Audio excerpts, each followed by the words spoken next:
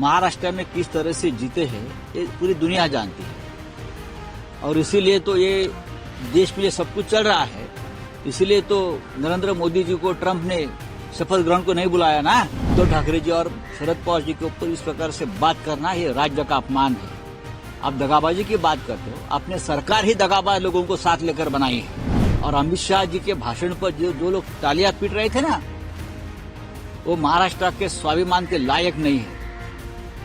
मुझे शर्म आती है ऐसे लोगों पर जो अमित शाह जी के भाषण पर तालियां बजा रहे थे। सीधे तौर से नहीं, पैसे की ताकत, अडानी की ताकत, ये ताकत से आप विपक्ष को खत्म करना चाहते हैं, लेकिन विपक्ष खत्म नहीं होगा।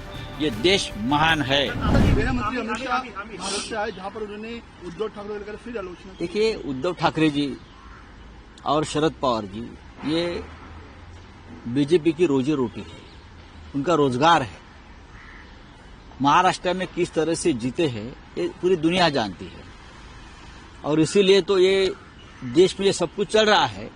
इसीलिए तो नरेंद्र मोदी जी को ट्रंप ने शपथ ग्रहण को नहीं बुलाया ना।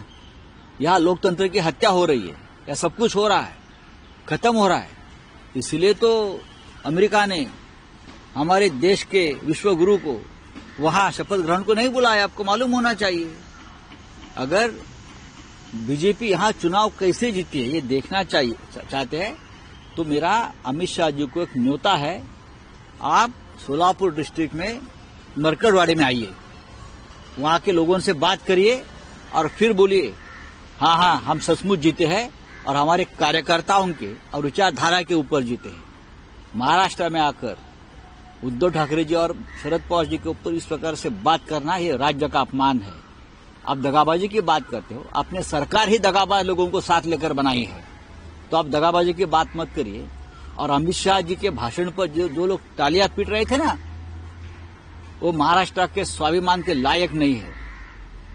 मुझे शर्म आती है ऐसे लोगों पर जो अमित शाह जी के भाषण पर तालियां बजा रहे थे। चले, संसद तक हमारी सरकार हो, ये तो यही तानाशाही है ना।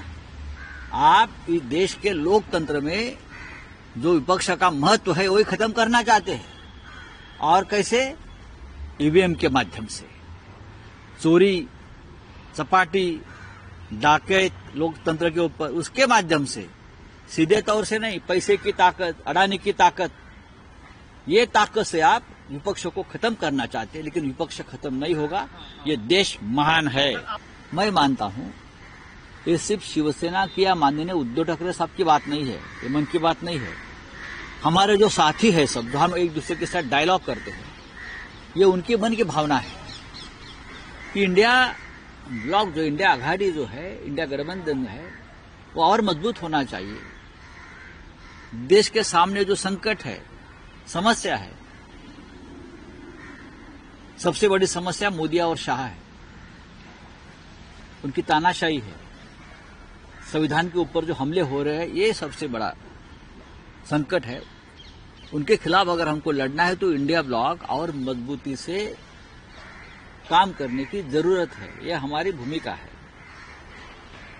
लेकिन जरूर मैं ये मानता हूं, जैसे उमर अब्दुल्ला साहब ने कहा कि लोकसभा के लिए इंडिया गठबंधन बना, मैं ये नहीं मानता हूं। जरूर लोकसभा चुनाव के लिए बना था, हम चुनाव अच्छी तरह से लड़े और मैं मानता हूं नरेंद्र मोदी जी का बहुमत खिसकाने का काम हमने किया, ये हमारा विजय रहा। उसके बाद इंडिया आघाड़ी की कोई बैठक नहीं हुई, ये दुर्भाग्यपूर्ण है। और ये जिम्मेदारी बड़ी पार्टी या बड़े भाई गठबंधन में होने के नाते कांग्रेस की है। कांग्रेस की जिम्मेदारी हमारी नहीं है, ये कांग्रेस की जिम्मेदारी है। तो आने वाले दिनों में अगर इंडिया गठबंधन बचाना चाहते हैं और ताकतवर बनाना चाहते हैं तो सबसे पहले एक दूसरे में डायलॉग होना चाहिए, संवाद होना चाहिए, बातचीत होनी चाहिए।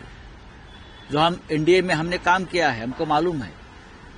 आज जो इंडिया ब्लॉक में है, उनमें से बहुत से ऐसे मेंबर हैं जिसने हमारे साथ एनडीए में काम किया है, तो हमको अनुभव है उस वक्त किस तरह से काम होता था। यही तरीका अपनाना चाहिए, बातचीत होनी चाहिए बस। और हम कुछ मांगते नहीं, बातचीत और डायलॉग होना चाहिए एक दूसरे के साथ।